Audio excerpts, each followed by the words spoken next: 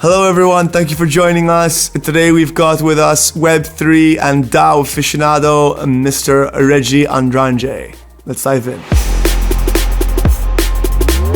Mr. Regy Andrade, welcome to the show. Thanks for having me here today, man. Appreciate the invite, and I hope that you are doing good. Absolutely, doing good. Thank you. Let's dive straight in. So tell us a little bit, Regy. How did you get into blockchain? Yeah, man. It's around 2016. Yeah. I'm an anarchist.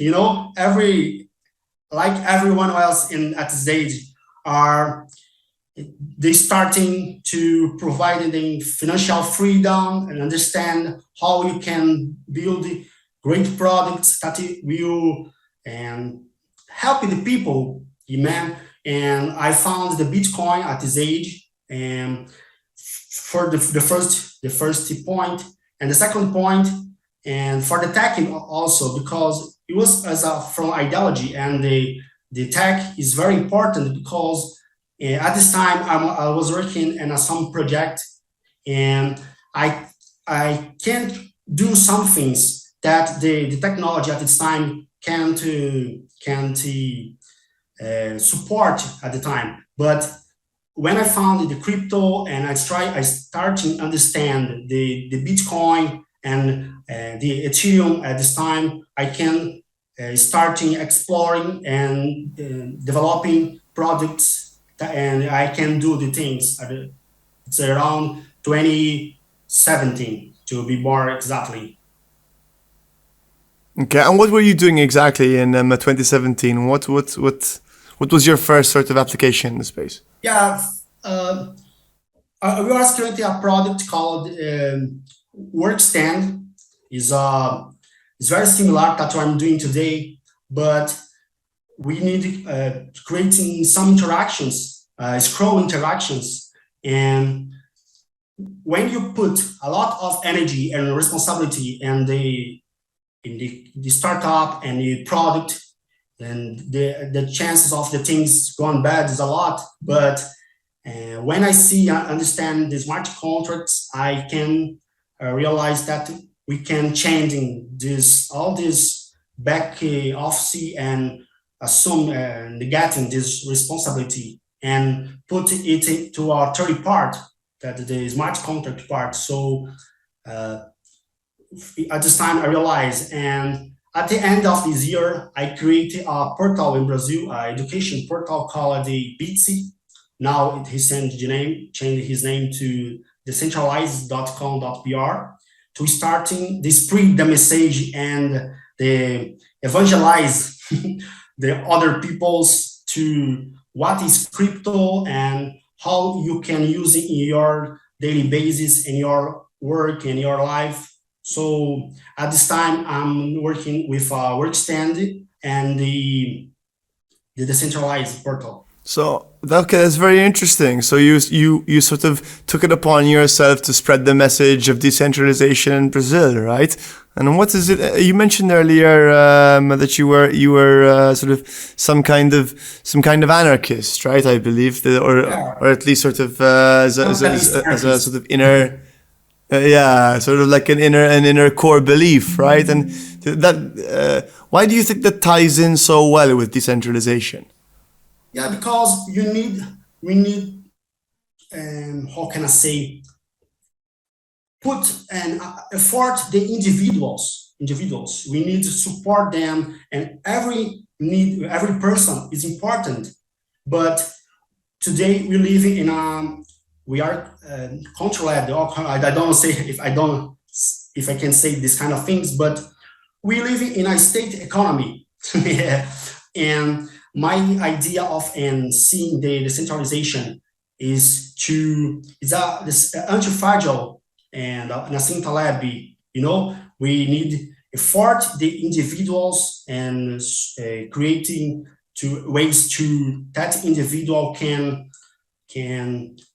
be freedom, for financial freedom, for speak, and the decentralization put a lot of work in the censorship resistant technologies like Bitcoin and Ethereum. So at this time, when I see this thing, I understand that the efforts to getting money off the state and put it and the real economy, that they are the people, will be the future. So in this time, I have a vision.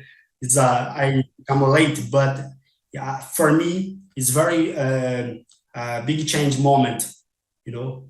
Yeah, like a sort of aha moment Yeah, that this is what you've been looking for the whole time, right? No, it's interesting. I sort of gravitated, I guess, towards the blockchain space for exactly the same reason, right? It was its sort of, I guess, own form of anarchy, in the sense that the people need a voice, and they need to sort of be able to talk and express themselves in a way that they do not need to worry about censorship. And the same thing with sort of monetary freedom, right? Are there sort of instances, or rather a bit of a different question, because you do come from Brazil and that part of the world, right? Do you feel as though there's sort of that message is a little more important, perhaps? And if so, why? Yeah, absolutely. Because when I say financial freedom, I don't say only the money freedom. It's not only an anarchist question. It's making living question. If this is right, because we can imagine that a lot of people in Africa, for example, can't have can't have access to a bank account. They are unbanked, you know. And for starting working, for example, some countries in Africa also can starting account in a lot of services and don't working.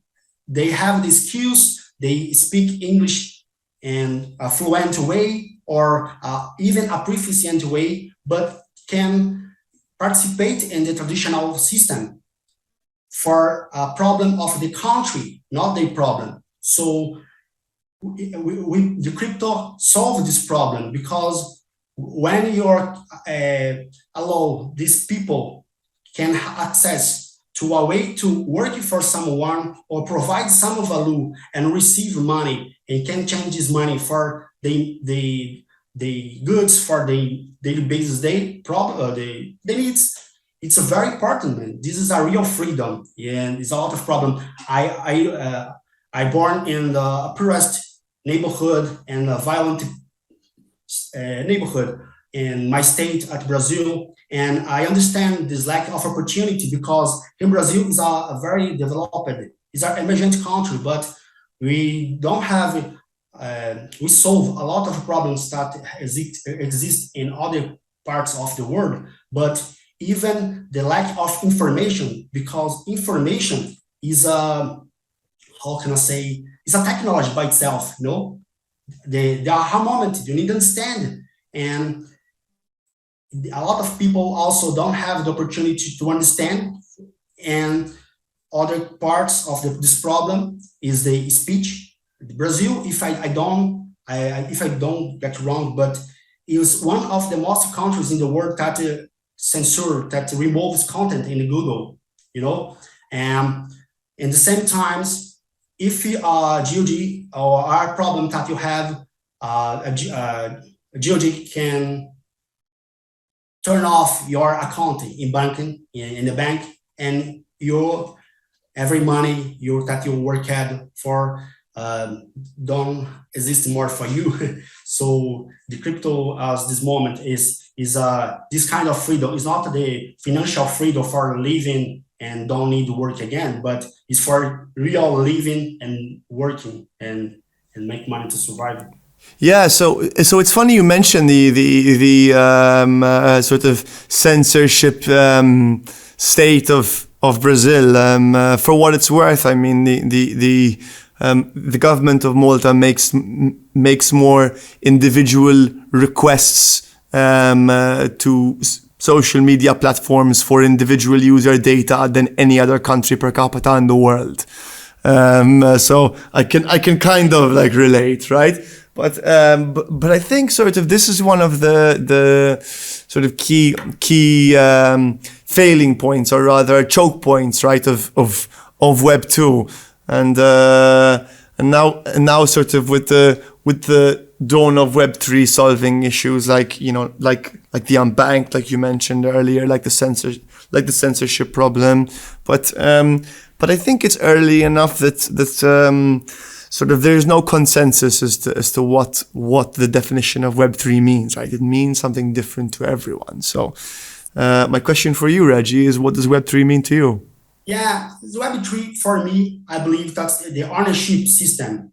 When I say ownership system, is all the power is driven for individuals. So you can use your wallet to verify a profile in a Web 3. So you can access your financial services and DeFi and working. So it's more focused. When I say Web 3, I always think in ownership for yourself.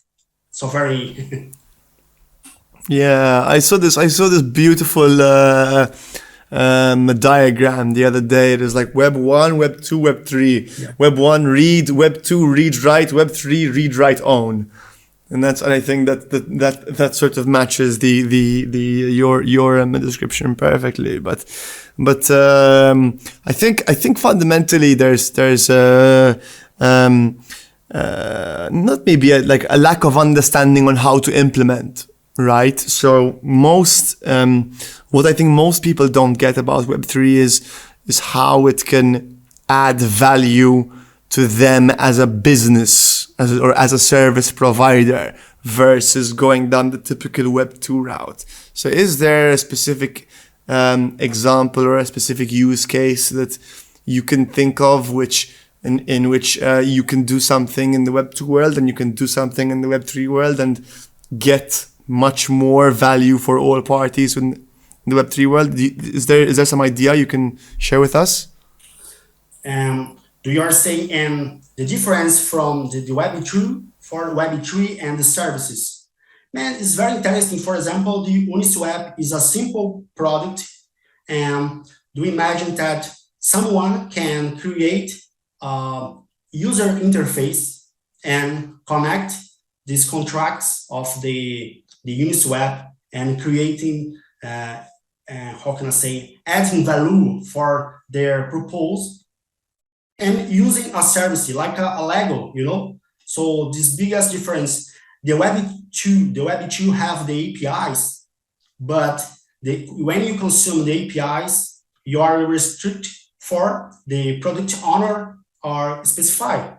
It's not so much different in Web 3, but the difference is a permissionless, because in Web 2, you need to get your key to interact and send and receive data from this API. But in the Web 3, no, you can create your stuffs and connecting and putting some value. And just the value is just the way that your user interface is, but or even integration of other stuffs and products. So do you need the permission for the owner to interact with this? Yeah, I think the sort of fundamental difference in the shift between Web 2 and Web 3 is the idea of a service provider giving away, right? It's giving away ownership, giving away responsibility, and giving away even compliance requirements, right? For example, because those sort of come in hand in hand. And I mean, there are. I think it's early enough that the ins and outs of this process aren't yet sort of understood. So, is there an example or a business case you can think of where giving away basically ends up creating more value for the service provider as well? Yeah, but one thing first, because you are right, and the most part of people don't understand the concept. And for example, the airdropping process, the most part of people thinks that they are receiving money, but the truth that they are receiving responsibility, to vote, to interact, So there's one problem that we live in yet was product marketing, the consumer don't understand these aspects, and this point. And the second point, I believe that, for example, the Daoster, my product, because you can, the Daoster is elastic. I don't say here, I just talk truly message. No, go ahead. It's exactly what I was going to ask you as the next question anyways. Yeah. Please, tell us. Oh, perfect, thanks. We are helps the organization create an elastic workforce. That means that you don't need to stop to fire or hire someone. Yeah. And just to specify, elastic workforce is when your business achieve and develop operational independence, and the correlation between viability of the worker, funding, what matters, and the productivity, because we know that the return of investment is one of the most important metrics.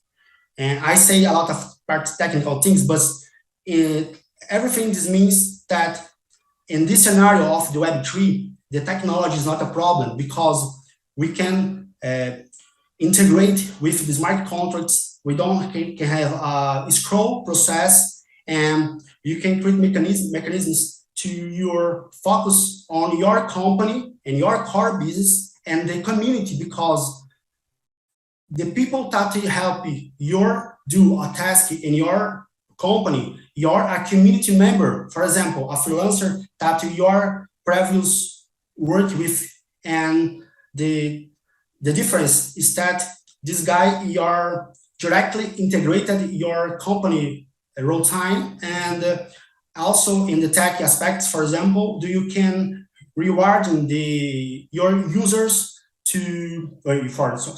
your members, the community members, to provide value, creating content, and you even developing a feature for your product. Everything automated and integrated. You don't need to stop to fire someone, and all the recruitment pains. Okay, so as far as I understood it, it's sort of like Fiverr for Web3 personnel with all the built-in tools you need to account for everything on a balance sheet?